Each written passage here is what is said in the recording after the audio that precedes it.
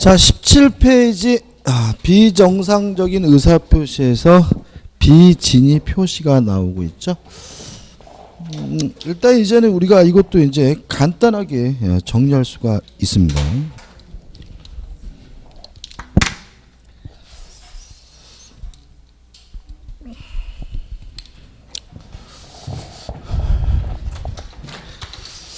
일단 진위 아닌 의사표시라는 것은 의사와 표시가 불일치됐음을 뻔히 알면서 하는 것을 우리가 진위 아닌 의사표시라고 하고요. 뭐 얘는 속으로는 10원짜리 하나 줄 마음이 없으면서 말로는 1억을 주겠다고 뻔히 알면서 한 경우를 말하고요. 우리가 흔히 쓰는 말은 뭐죠? 거짓말입니다. 그래서 거짓말에 관한 법적 효과를 볼 건데, 일단 우리는 이미 효과를 알아요. 자, 우리가 저번 주에 의사표시가 불일치가 됐으면 법률행위 해석을 하는데, 원칙이 무슨 해석이죠? 규범적 해석이죠. 기억나시죠? 그죠? 따라서 표시된 대로 1억을 줘야 된다. 원칙적으로 유효한 거죠. 다만 예외적으로 자연적 해석을 하게 되는데, 언제 자연적 해석을 하나요? 상대방이 알았거나 또는 알 수가 있었으면 자연적 해석을 하니까 속마음대로 1억을 줄 필요 없다. 진위 아닌 의사표시는 뭐가 되는 거죠? 무효가 되는 거죠. 그래서 원칙적으로 유효하고 상대방이 알았거나 알 수 있었으면 무효입니다. 다만 추가되는 것은 뭐냐면 요 무효를 가지고 선의의 제3자, 모르는 제3자에게 뭐하지 못하죠? 대항하지 못한다. 이런 거죠. 근데 우리가 참 이게 어려운 게 뭐냐면, 제가 절대적 무효가 원칙입니다. 무효라면, 전제가 뭐예요? 무효라면 제3자는 선이라 하더라도 뭐 하지 않습니까? 보호하지 않습니다. 이걸 깔고 가자 그랬죠. 그죠? 근데 이걸 자꾸 못 깔아요. 왜 그럴까? 자꾸 본능적으로 누군가를 자꾸 보호하려고 해가지고 내년에 또 학원에 또 오세요. 다시 말하면 마음이 선량해서 그러신 것 같아. 그러니까 누가 보호를 못 받는다는 거 굉장히 뭐예요? 이거를 막 불안해하고 막 그러시는데, 법은요, 누누이 말씀드리지만 정의를 실현하는 거 아닙니다. 무슨 법이 정의를 실현해요? 결국은 법은 가진 사람을 위한 것이고요. 법은 공평하거나 뭐 불평부당하거나 그러지 않아요. 그냥 법은 그냥 뭐 일종의 기술에 불과한 거기 때문에 자꾸 누군가를 뭐 하려고요? 보호하려고 하지 마세요. 자꾸 이상하게 생각하지 마시고, 다시 말하면 무효라면 제3자는 전혀 보호하지 않습니다. 선이라도 보호하지 않습니다. 절대적 무효가 원칙이에요. 다만 예외적인 것을 공부하기 시작했는데, 진위 아닌 의사표시는 예외적으로 뭐죠? 상대적 무효이기 때문에 예외적으로 누구한테 대항하지 못해요? 선의의 제3자에게 뭐하지 못해요? 대항하지 못하는 거죠. 항상 뭐부터 깔고 갑니까? 원칙부터 깔고 가게 됩니다. 교재 보시면은 의 나와 있고요. 의에서 중요한 것은 양가로 2번이죠. 진위 아닌, 읽어볼까요?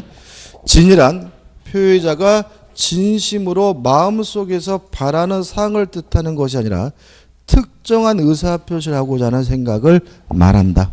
다시 말하면 진정으로 줄 마음이 있느냐 없느냐 문제가 아니라 주겠다는 특정한 의사표시에 관련된 얘기고요. 그래서 가장 중요한 것이 뭐예요? 강박이죠.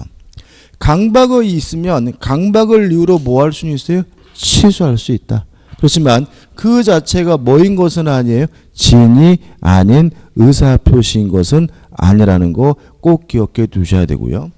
그 다음에 판례로서 하나로 기억해 두셔야 될 게 뭐냐면, 타인의 이름으로 대출받는 거죠. 남의 이름으로 대출받는 것에 대해서 우리 판례는 첫째, 뭐는 아니죠? 진위 아닌 의사표시는 아니고, 뭐이긴 하냐면 통정 허위 표시로서 무효이긴 하다. 오늘은 뭐 요점 정리하는 시간이니까 이유까지 말씀 안 드릴 거고요.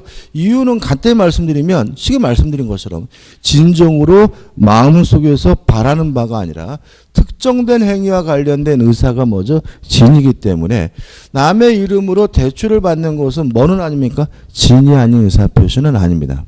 근데 조심할 것은 뭐이긴 할 수 있어요? 통정 허위 표시일 수 있다는 거 좀 암기해 두시기 바라고요.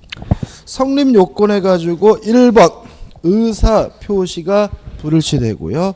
2번 표의자가 알면서 해야 되고 3번 왜 그딴 짓을 했는지 이유는 묻지 않고요. 4번 강박에 의한 증여계약은 백산조 위반이 아니며 비진위 표시도 아니고 강박을 이유로 뭐 할 수 있어요? 취소할 수 있을 뿐이다. 일단 강박이 있으면 강박을 이유로 뭐 할 수 있어요? 취소할 수 있을 뿐. 요 자체가 뭐는 아니에요?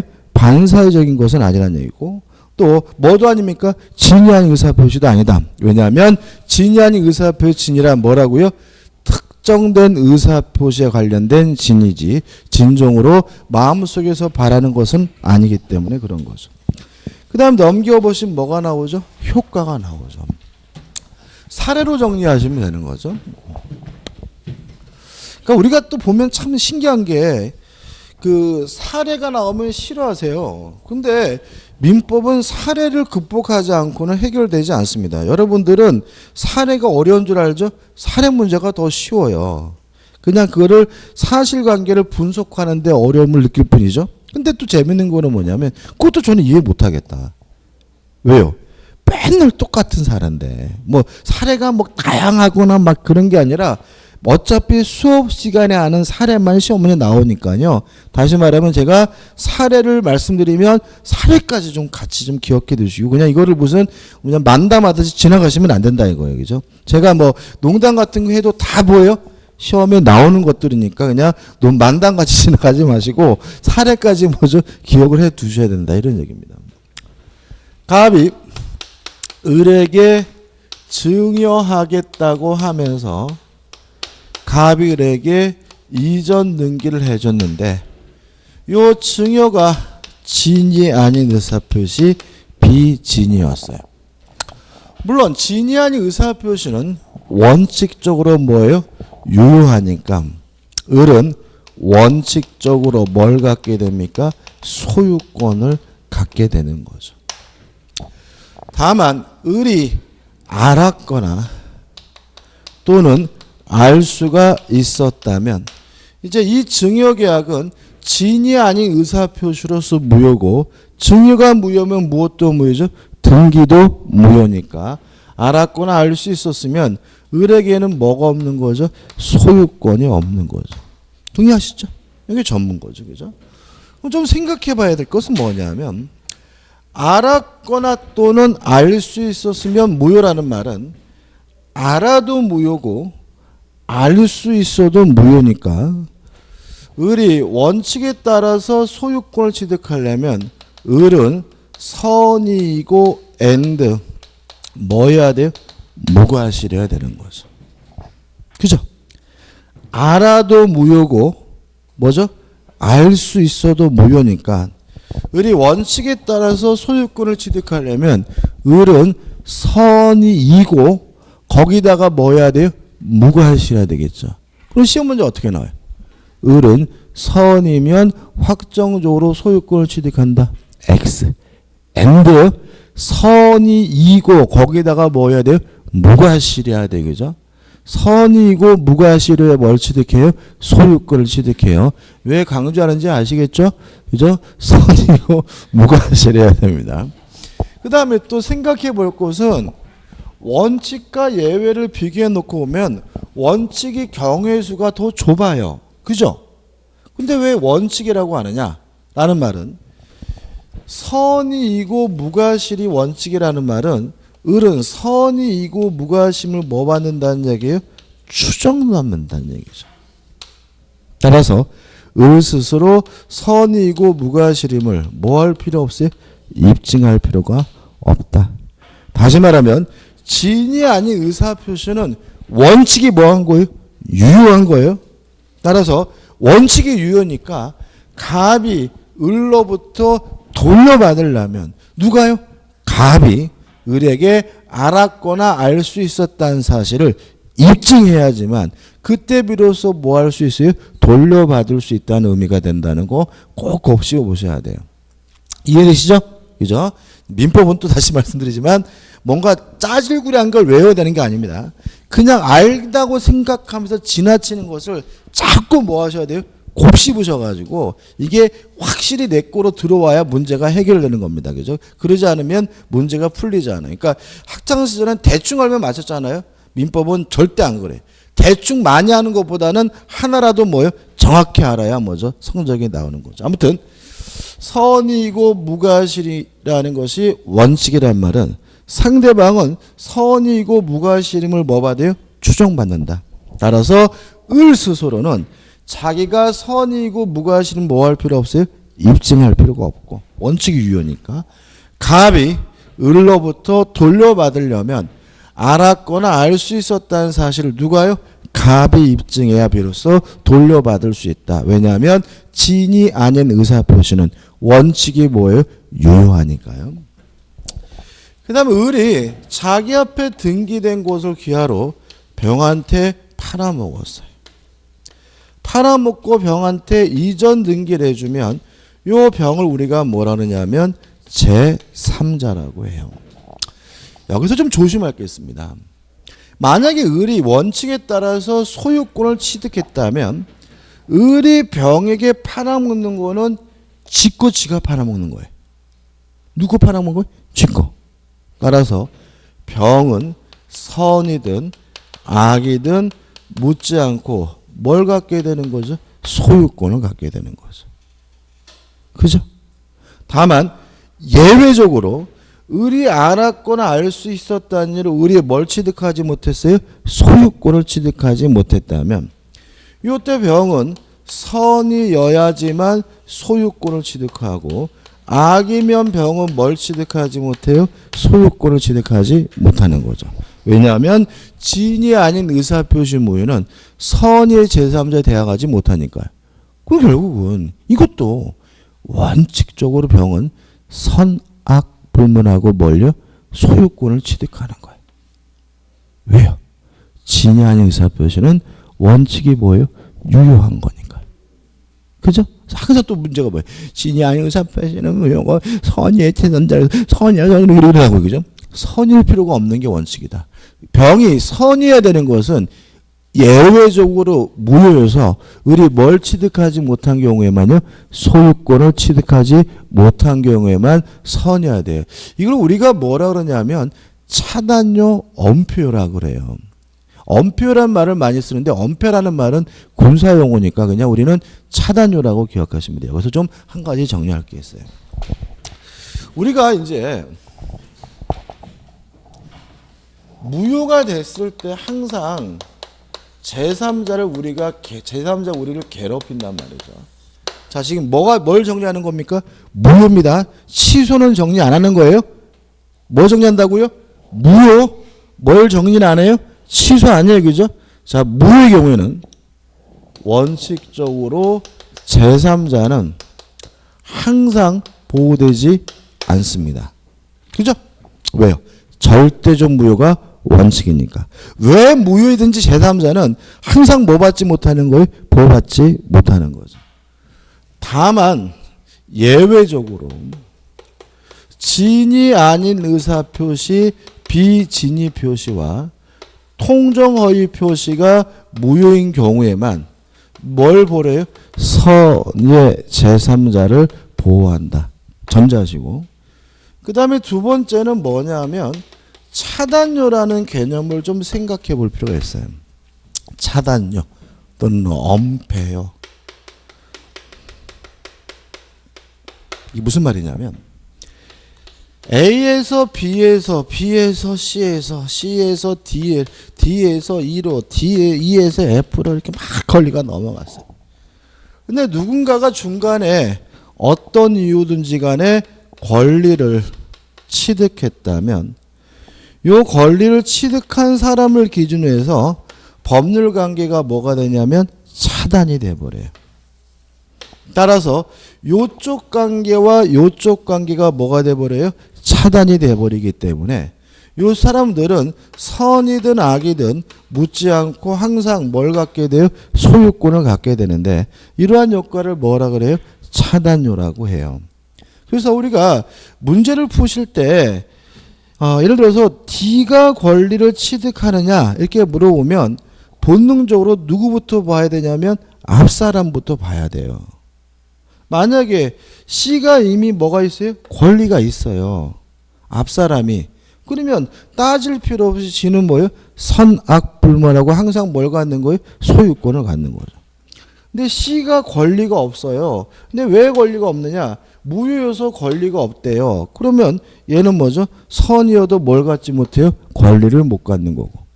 얘가 진이 아닌 의사표시, 통정어휘 표시여서 권리가 없대요. 그러면 D는 뭐죠? 선이면 뭘 갖게 되는 거죠? 권리를 갖게 되는 거죠. 무슨 말 아시겠죠? 그죠? 따라서 누구부터 보세요? 앞사람부터 보시라고요. 이것도 마찬가지죠. 병이 소유권을 취득하느냐 그러면 병은 선이면서 이름이지 알고 누구부터 보라고요? 앞부터. 근데 을이 이미 원칙에 따라서 뭘 갖고 있어요? 소유권을 갖고 있다면 을을 기준으로 법률 관계가 뭐가 돼버려요? 차단이 되니까 병은 선악불문하고 뭘 갖는 거예요? 소유권을 갖는 거죠. 이해되시죠? 그죠? 근데 을이 봤더니 을이 알았거나 알 수 있다는 이유로 소유권이 없대요. 왜 소유권이 없지 봤더니 진이 아닌 의사표시래요. 그럼 병은 뭐예요? 선이면 소유권을 갖고 악이면 뭘 못 갖는 거예요? 소유권을 못 갖는 거죠. 이해되시죠? 이것도 따져보셔야 돼요. 이것도 그냥 무조건 외우는 게 아니라고요. 아까도 그랬잖아요. 갑이 을과 만나가지고 첩계약을 하고 20억짜리 빌라를 증여하기로 하고 이전 등기를 줬다. 근데 을이 자기 앞에 등기된 곳을 여러 병한테 팔아먹고 병한테 등기를 첩은 판사이죠. 무효니까 병은 소유권이 없겠지. 이러면 안 된다고요. 먼저 뭐부터 보라고요? 을부터. 을에게 소유권 있어요? 없어요? 있잖아요. 왜요? 불법 원인급여니까 뭐 받지 못해요? 돌려받지 못하므로 을에게 이미 확정적으로 뭐가 있어요? 소유권이 있으니까 차단이 되죠. 병은 뭐죠? 선악불문하고 뭘 갖는 거예요? 소유권을 갖는 거죠. 그죠? 뭔가를 외우려고 하지 마세요. 그죠? 다. 이중은 마찬가지잖아요. 갑이 을한테 팔고 을이 갑이 병한테 팔고 병에게 등기를 줬어요. 근데 병이 또다시 정한테 팔아먹고 등기. 정에게 소유권 있느냐 물어봐요. 그럼 여기서 이중 매매는 촛불따지 보니까 이게 아니라고요. 정이 소유권 있는지 알려면은 누구를 봐야 돼요? 앞사람을. 봤더니 병은 이미 뭐가 있어요? 소유권을 가지고 있어요. 선악불문하고. 그죠? 그잖아요. 그럼 뭐가 돼요? 차단이 되니까. 병도 선악불문하고 소유권을 갖는 거죠. 근데 병을 봤더니 얘가 뭐 했대요? 적극 가담했대요. 반사회적이에요. 그래서 뭐가 없어요? 소유권이 없다면 절대적 무효니까 정은 뭐라 하더라도요? 선이라 하더라도 뭘 못 갖는 거예요? 소유권을 못 갖는 거죠. 무슨 말 아시겠죠? 그죠? 그러니까 이것도 뭐 반사회적 절대적 무효가 아니라 한번 어떻게 따져보시고 항상 본능적으로 누구부터 보셔야 돼요? 앞사람부터 보는 버릇을 들여야 이게 혼란스럽지 않아요. 그러니까 자꾸 이게 어떻게 되는 거냐면 처음에는 혼란스럽지 않았었거든요. 여러분들이. 근데 시간 가면서 자꾸 누군가를 보호하려고 하고 보호 못 받으면 불편하고 여기서부터 자꾸 틀리고 그러니까 또 어떻게 돼요? 그냥 무작정 뭐 하려고 해요? 외우려고 하는데 외운 거 문제 내지는 않잖아요. 그러니까 어떻게 해요? 말만 바뀌면 틀리는 거니까 다시 한번 말씀드리지만 다시 한번 보시면 먼저 뭐부터 보라고요? 앞사람부터 보고요. 앞사람에게 소유권이 있는지 없는지를 따지는 습관을 가지셔야 혼란스럽지도 않고 문제도 깔끔하게 풀립니다. 그죠? 뭔가를 외우려고 하지는 마시기 바랍니다. 끝입니다. 끝이 아니라 또 더 보면 그죠? 그 다음에 일단 제3자는 여기서 할까요? 선이면 소유권을 갖습니다. 이때 병은 선이면 되고 무과실까지는 필요가 없습니다. 그죠? 뭐이기만 하면 돼요? 선이. 동의하시죠? 그죠? 선의 제3자에게 대항하지 못하잖아요. 제3자는 뭐이기만 하면 돼요? 선이기만 합니다. 뭐까지는요? 무과실까지는 필요가 없다. 그 다음에 앞으로 나오는 모든 제3자는 선임을 추정받습니다. 이건 예외가 없어요. 모든 제3자는 선임을 뭐 받아요? 추정받으므로 제3자 스스로 뭐 할 필요 없죠? 입증할 필요가 없다. 다시 한번요. 모든 제3자는 뭐라고요? 모든 제3자는 예 없이 선임을 뭐 받습니까? 추정받습니다. 모든 제3자는 선임을 스스로 뭐 할 필요 없어요? 입증할 필요가 없습니다. 기억하셔야 되겠죠? 제가 왜 모든 제3자 이렇게 떠들었는지 또 이유를 아시게 될 거예요. 모든 제3자는 선임이 뭐죠? 추정받습니다. 한번 문제 드릴 때마다 걱정돼 죽겠어요. 이번에 따른 모의고사 또 제가 낼 거거든요. 제가 내면은 또 이제 걱정이죠. 또 어렵다 그럴까봐 또. 자, 끝입니다. 그죠? 교재 잠깐 보시면은 적용 범위만 보면 돼요. 자, 18페이지 중간에 뭐죠? 적용 범위. 1번. 상대방 없는 의사표시에도 적용이 된다. 뭐가요? 진이 아닌 의사표시가 난 규정이. 다만 상대방이 없다면 상대방이 알았거나 알 수 있었다는 것은 존재할 수가 없으니까 항상 뭐죠? 유효하고요. 그게 중요합니다. 나머지 것들. 2번 가족법상 행위 적용되지 않는 건 너무나 당연한 거죠. 그죠? 그 다음에 3번 공법상 행위 적용되지 않습니다. 이건 좀 중요합니다. 우리 민법은 개인과 개인 간의 관계를 규율하는 뭐죠? 사법입니다. 따라서 공법적 영역에 대해서는 백사조, 진이 아닌 의사표시가 뭐가 될 수 없어요? 적용될 수는 없는 거죠. 이해되시죠? 끝입니다. 그 다음에 이제 2번에서 뭐가 나오죠? 통정어휘 표시가 나오죠. 개념은 간단하죠. 의사와 표시가 불일치됐고요. 그 사실을 알면서 했다는 점까지는 진이 아닌 의사표시와 똑같고 이것도 뭐죠? 통정허위 표시도 거짓말인 거죠. 다만 어떤 거짓말이냐면 상대방과 통정 짜고 하는 거짓말이죠. 그래서 통정허위 표시, 허위 표시란 말이 거짓이란 얘기잖아요. 그죠? 따라서 통정허위 표시 무효입니다. 다만 그 무효를 가지고 선의의 제3자, 모르는 제3자에게 뭐 하지 못해요? 대항하지 못합니다. 교재 보시면 의이 나와 있고 요건 1. 의사와 표시가 일치하지 않고요. 2번 상대방과 표의자 사이에 합의 짜고 하고 해야 되고요. 3번 목적 이유나 동기는 묻지 않습니다. 아무튼 짜고 하는 거짓말이 뭐죠? 통정허위 표시고 효과는 뭐죠? 무효입니다. 일단 법조문이 대단히 간단하죠. 그렇기 때문에 통정허위 표시에 대해서는 사례로 시험 문제가 나오기 때문에 사례를 가지고 뭐 하셔야 돼요? 정리하셔야 돼요. 또 물론 항상 고정적인 사례죠. K라는 사람이 갑에게 1억을 빌려줘서 1억을 달라고 요구할 수 있는 채권자인데 갑이 돈을 갚아야 되는데 갚기 싫어요. 그래서 어떻게 하면 안 갚을까? 근데 문제는 자신이 소유하고 있는 아파트를 K가 경매할 것 같아요. 강제 집행할 것 같아요.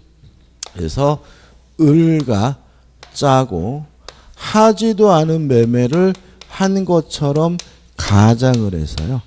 갑이 을에게 이전 등기를 해줬다. 이게 전형적인 뭐죠? 통정허위 표시입니다. 이것도 뭐 가지고 정리하셔야 돼요? 사례 가지고 정리하셔야 됩니다. 효과는 갑과 을 간의 가장 매매는 통정허위 표시로서 무효입니다. 매매가 무효면 무엇도 무효죠? 등기도 무효입니다. 누구 거죠? 갑 거죠. 갑에게 뭐가 있어요? 소유권이 있죠. 첫째, 갑은 자신이 소유권자란 이유로 의뢰 등기에 대해서 말소 등기를 청구할 수가 있느냐? 요게 문제죠. 할 수 있나요? 없나요? 불법 원인급여예요? 아니에요?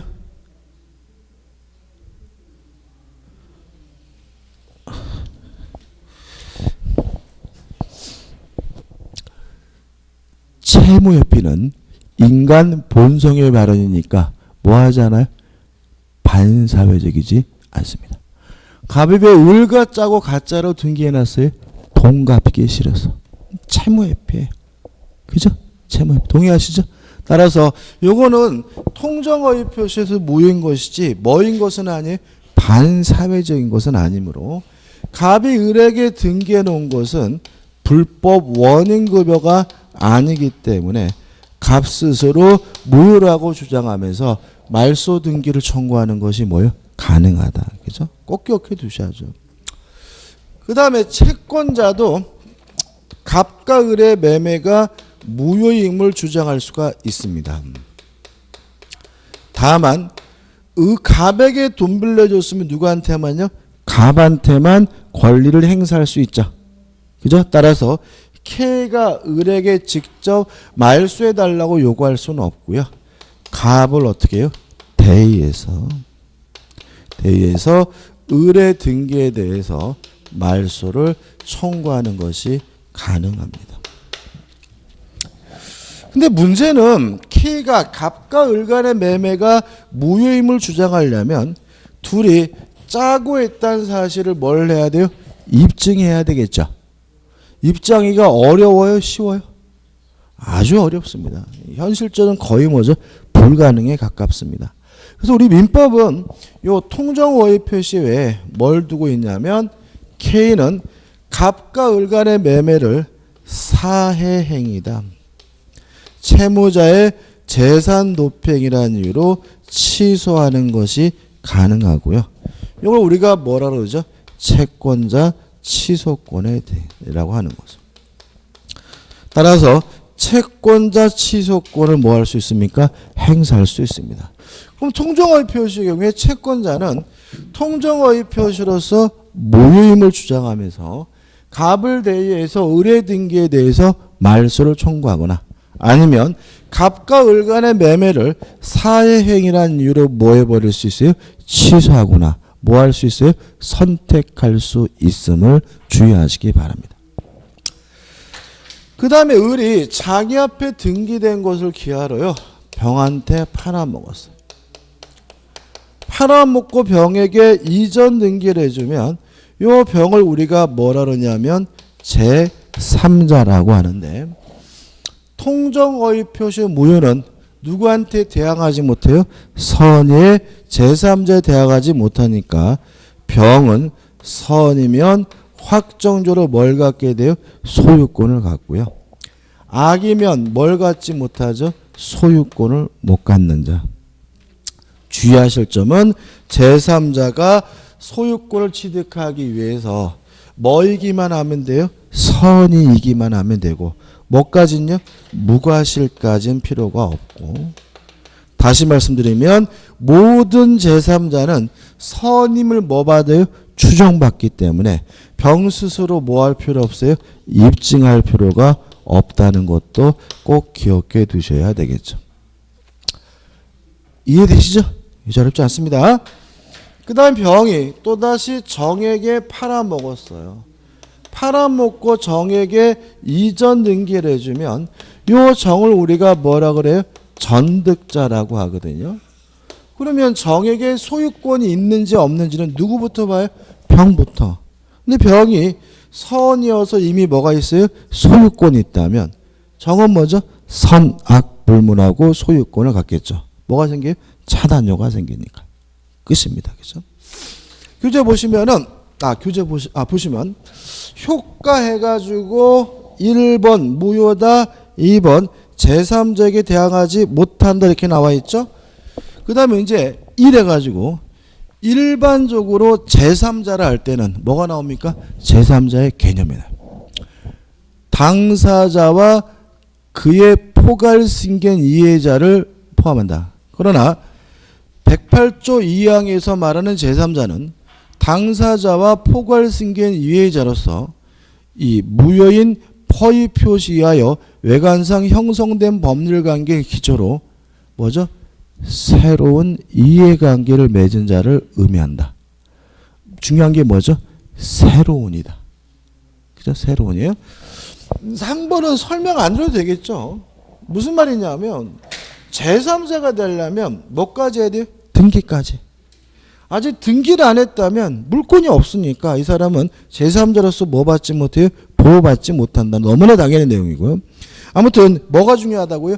새로운이라는 세 글자가 중요하다. 자, 그럼 보자고요. 병과 정은 제3자입니다. 왜냐하면 병과 정은 가장 매매 후에 이해관계를 가졌기 때문에 새롭기 때문에 뭐가 돼요? 제3자가 됩니다. K는 당사자도 아니고 포괄승계인도 아니지만 뭐는 아닙니까? 제3자가 아닙니다. 왜냐하면 가장 매매 전에 돈을 빌려줬죠. 뭐 하지 않습니까? 새롭지 않기 때문에 뭐가 아니에요? 제3자가 아닙니다. 책은 여기서 어렵게 내지는 않는데 가장 중요한 것은 뭐예요? 가장 매매 전인지 후인지를 뭐죠? 판단해야 됩니다. 왜요? 새로워야 뭐죠? 제3자가 되니까. 그럼 넘겨보시면 이제 박스로 박스에 나와 있죠. 자, 1. 제3자에 해당하지 않는 자가 나와요. 이거 외우시면 안 되는데. 1번은 외워야 돼요. 1번은 가장 매매에서 손해배상 청구권 양수인은 뭐가 아니에요? 제3자 아니다. 이거 암기하시는데 왜 제3자가 아닌지 이건 설명을 해야 돼요. 그 다음에 이제 2번 가장 매매에서 가장 양도인의 일반 채권자. 가장 양도인의 일반 채권자. 누구를 말해? K를 말하죠. 그잖아요. 가장 양도인. 양도인이 누구예요? 갑. 양도인의 뭐예요? 일반 채권자니까 누구예요? K를 말하죠. 따라서 얘는 뭐예요? 가장 매매 전에 돈을 빌려줬으니까 새롭지 않아서 뭐가 아니에요? 제3자가 아니에요. 교재에 나와 있는 게 나오는 게 아닙니다. 뭘 해야 돼요? 찾는 연습을 하셔야 돼요. 3. 가장 매매에 가장 양수인으로부터 전득하였으나 이전 등기를 격려하지 않은 자. 물론 제3자가 아니겠죠. 이거는 뭐 따질 필요 없고. 4번 가장 채권 양도의 채무자. 언제 돈 빌렸죠? 양도 전에 빌렸겠죠. 동의하시나요? 채권이 있어야 가장 양도를 할 거 아닙니까? 그죠? 따라서 채무자는 뭐죠? 가장 양도 전에 돈 빌린 사람이니까 새롭지 않아서 뭐가 아니에요? 제3자가 아니겠죠. 또 5번 가장 채권 양도에서 양수인으로부터 추심 후에 채권을 양도받은 자는 이거는 신탁행위거든요. 그러니까 채권 자체를 실제로 양도받지 않은 사람이에요. 그래서 아예 이해관계가 없는 사람이니까 제3자가 아니고요. 6번은 의미 없는 거죠. 이런 거 절대 안 나오고. 7번 제3자를 위한 계약에서 수익자. 왜 제3자가 아니라고요? 새롭지 않아서. 그죠? 제3자를 위한 계약에서 수익자 제3자는 이미 계약에 뭐가 되어 있어요? 포함되어 있는 사람이니까 뭐가 아니죠? 제3자가 아니죠. 왜요? 새롭지 않기 때문에. 이해되시죠? 그 다음에 해당하는 자 1번 가장 소비 데이터의 대주가 파산한 경우에 파산관제인. 그럼 이 사람은 파산관제를 언제 선임받았어요? 가장 소비 대차 후에 선임받았겠죠. 시간을 보라고요. 이 사람은 뭐예요? 새롭기 때문에 뭐죠? 제3자예요. 2번 가장 소비 대차에서 채권의 양수인. 언제 채권을 양수했어요? 가장 소비 대차 후에 채권을 양수했죠. 그죠? 새로니까 뭐예요? 제3자. 3번 허위의 보증 채무를 이행했어요. 구상권을 취득했죠. 언제 구상권을 취득했습니까? 허위의 보증 채무 후에 구상권을 취득했으니까 뭐예요? 제3자겠죠. 4번 가장 저당권 실행위의 경락임 언제 경납받았습니까? 가장 저당권 설정 후에 경납받았으니까 뭐가 되겠어요? 제3자가 되겠죠. 여기 나오는 게 전부는 아닙니다. 그죠? 그래서 가장 중요한 것은 새로워야 된다. 가장 매매 전에 이해관계를 가진 사람은 뭐가 아닙니까? 제3자가 아니고 가장 매매 후에 이해관계를 가져야 뭐가 돼요? 제3자다. 왜냐하면 새로워야 하니까. 근데 다시 맨 위에 가가지고 가장 매매에서 손해배상 청구권의 양수인은 뭐가 아니라고요? 제3자가 아니에요. 이거 설명을 드려야 돼요. 자, 다시 한번 그려볼게요. 갑이 을과 짜고 하지도 않은 매매를 한 것처럼 가장을 해서 갑이 을에게 이전 등기를 해줬고요. 을이 자기 앞에 등기된 것을 기하로 병한테 팔아먹고 병한테 이전 등기를 해줬어요. 병이 선이에요. 누구 거죠? 병 거죠?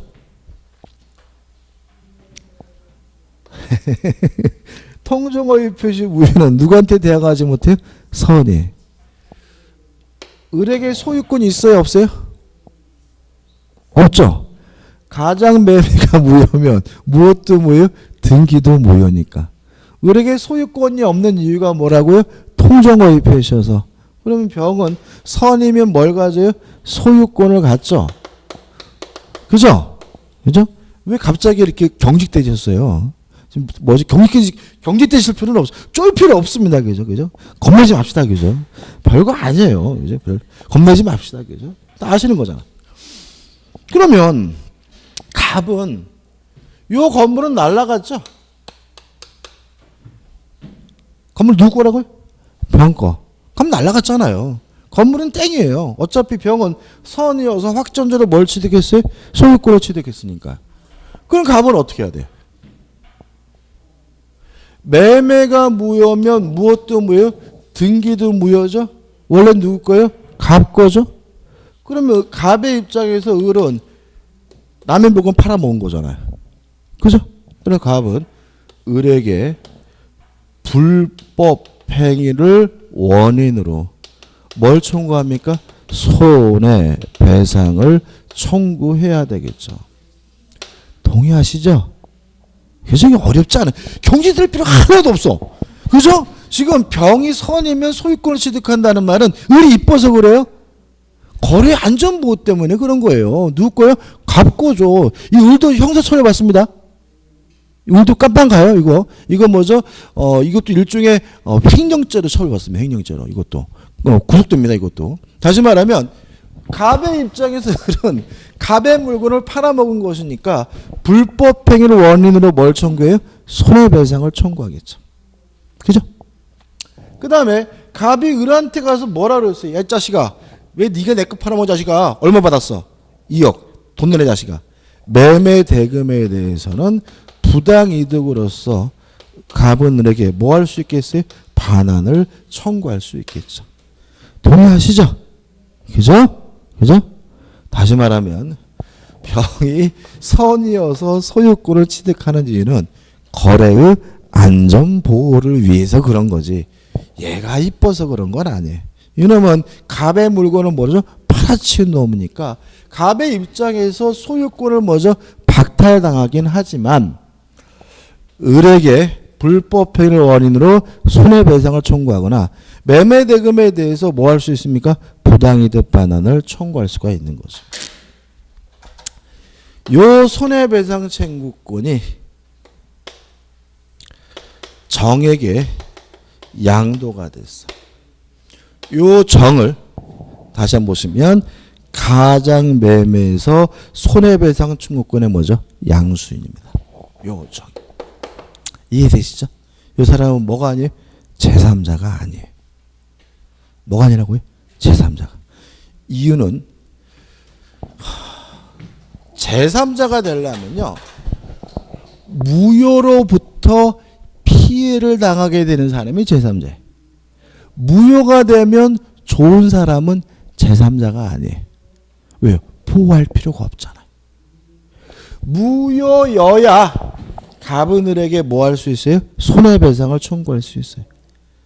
무효여야 양수인 정도 뭘 청구할 수 있어요?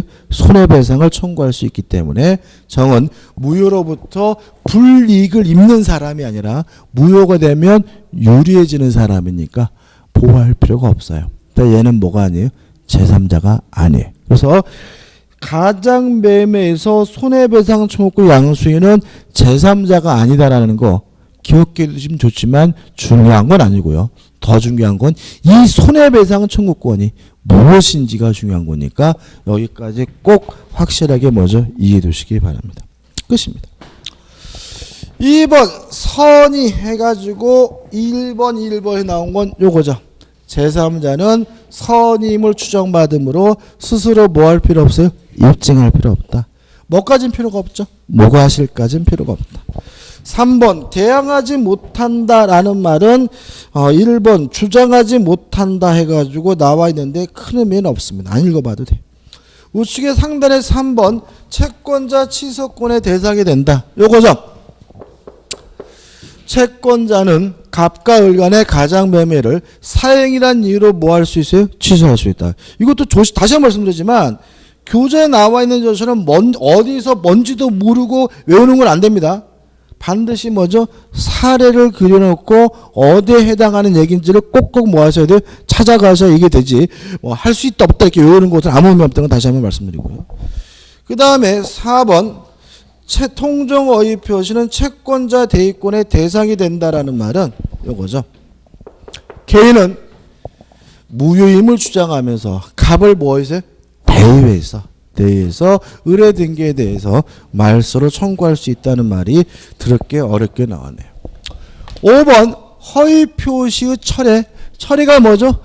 효과가 발생하기 전에 효과 발생을 막는 거죠.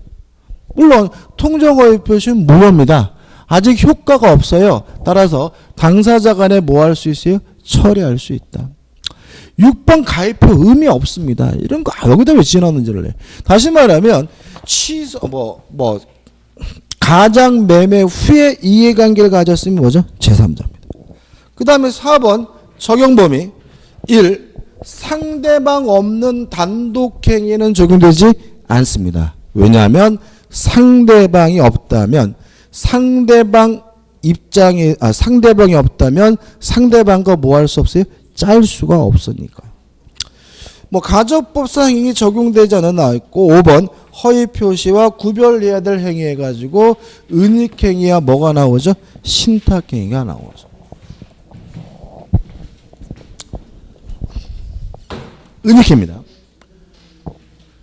갑이 A라는 부동산을 가지고 있는데 을에게 증여하고 싶은데 증여하고 싶다고 증여하면 증여세가 엄청 많이 나오니까 하지도 않은 매매를 한 것처럼 가장을 해서 갑이 을에게 이전 등기를 해주면 물론 이 가장 매매는 짜고 한 거죠. 가짜죠. 통정허위 표시로서 무효입니다. 다만 증여는 무효가 아니라 뭐죠? 유효한데 이걸 우리가 숨어 있다 그래서 뭐죠?